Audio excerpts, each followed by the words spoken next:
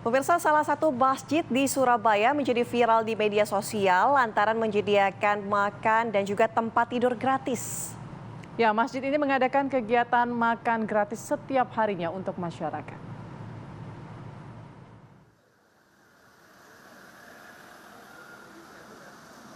Masjid Pemuda Konsultan berada di Jalan Kali Kepiting nomor 111, Pacar Kembang, Kota Surabaya. Masjid ini menjadi viral di media sosial karena menyediakan makanan dan tempat tidur gratis. Masjid yang berdiri sejak tahun 2021 ini rutin mengadakan warung makan gratis setiap hari dengan rata-rata 150 porsi. Tak hanya itu, masjid ini juga menyediakan minuman dan snack untuk jemaah yang singgah. Bagi jemaah yang ingin beristirahat disediakan matras yang empuk dan ruangan ber-AC untuk tidur, sehingga nyaman untuk digunakan. Bahkan di toilet masjid juga terdapat sabun, sampo, dan pasta gigi yang dapat digunakan secara gratis. Walaupun memiliki bangunan yang tak terlalu luas, namun masjid ini selalu ramai dikunjungi karena mampu memberikan banyak manfaat bagi masyarakat. Dari Surabaya, Jawa Timur, tim TV One mengabarkan.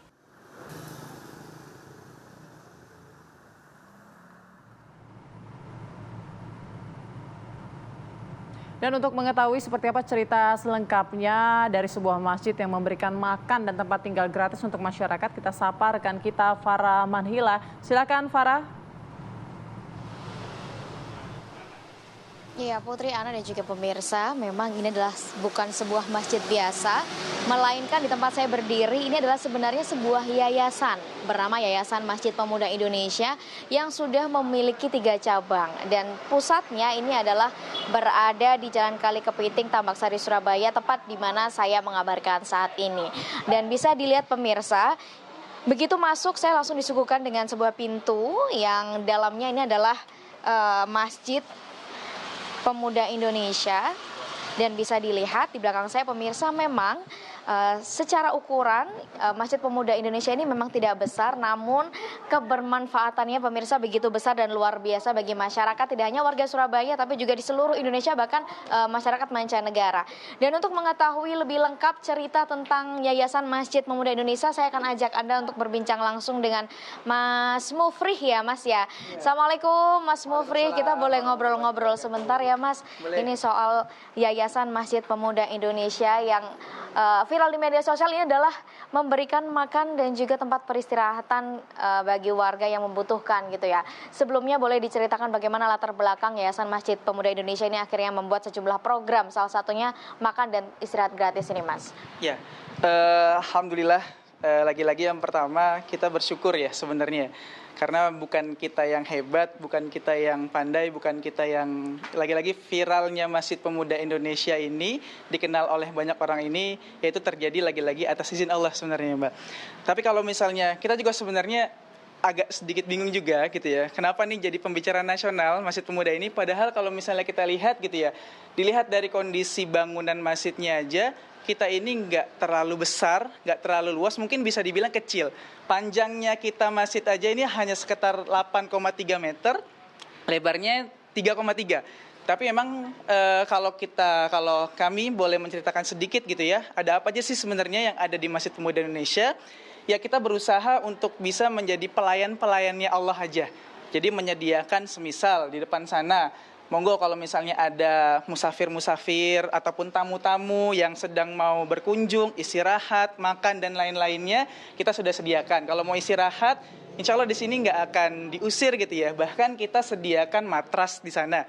Bukan hanya matras aja, tapi ada bantalnya juga. Mau tidurnya di luar silahkan, di dalam juga silahkan. Ini AC-nya sudah ada, kipas anginnya juga udah ada, insya Allah 24 jam juga.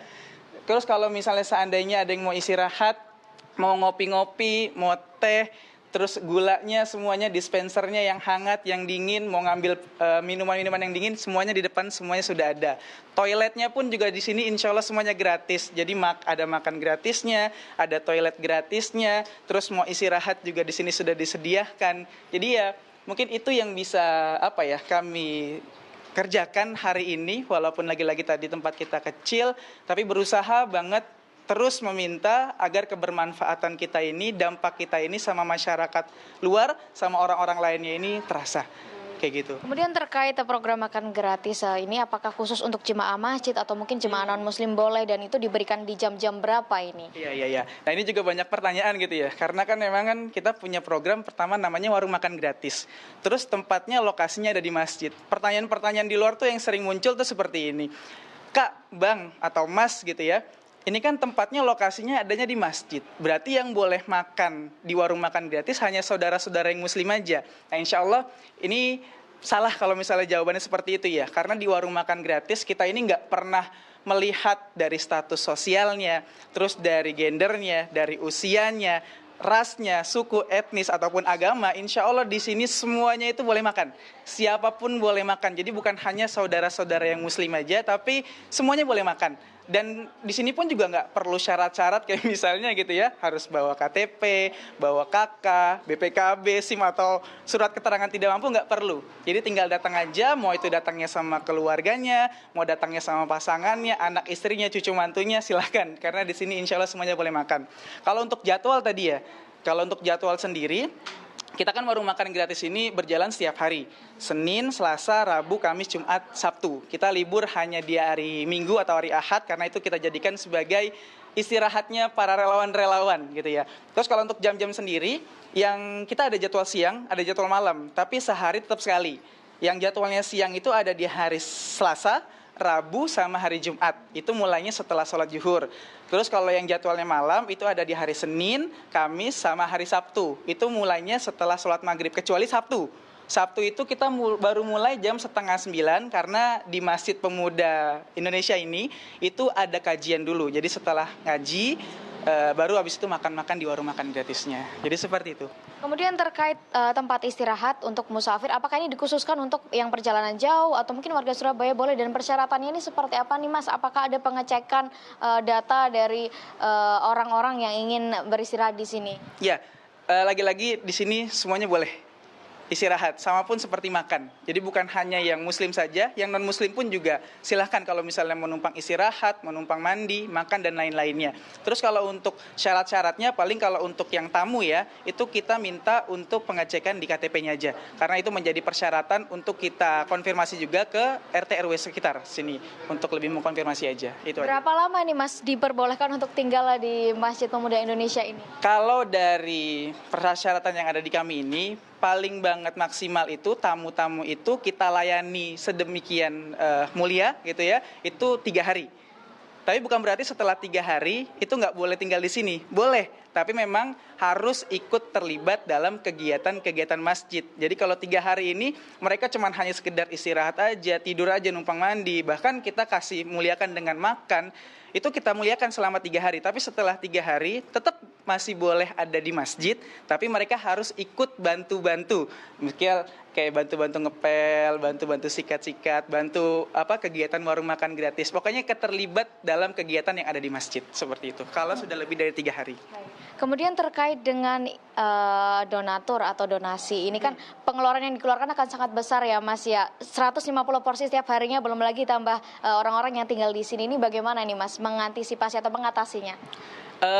Kalau untuk donasi sendiri gitu ya, memang ini jadi PR juga sebenarnya buat kami sebagai pengurus masjid dan juga warung makan gratis gitu ya. Tapi ya lagi-lagi ya Mbak, kalau dalam pembicaraan internal kami ini, kalau pakai kalkulator kita sebagai manusia ini kayaknya memang nggak akan bisa gitu ya buat warung makan gratis. Bahkan hitung-hitungan kita tuh selalu minus, kurang. Karena kan bahan-bahan yang lain-lainnya, beras naik, daging-dagingan naik, dan lain-lain naik, itu lumayan cukup tinggi, apalagi 150 porsi setiap hari. Tapi alhamdulillah sejauh ini banyak banget orang-orang baik, orang-orang dermawan yang ikut membersamai kebaikan yang ada di warung makan gratis dan juga di Masjid Pemuda ini gitu ya. Yang mereka ada yang ngasih donasi lewat uang, ada mereka, kita kan juga live misalnya ya, kita live juga di media sosial, itu juga ada yang ngasih gift misalnya seperti itu. Bahkan banyak juga yang ngirim sedekah bahan makanan dan minuman, kayak misalnya mereka kirim-kirim beras, kirim kecap, sayur, buah-buahan, pokoknya apapun. Karena di sini kita nggak melihat jumlah nominalnya dan nggak melihat sedekahnya.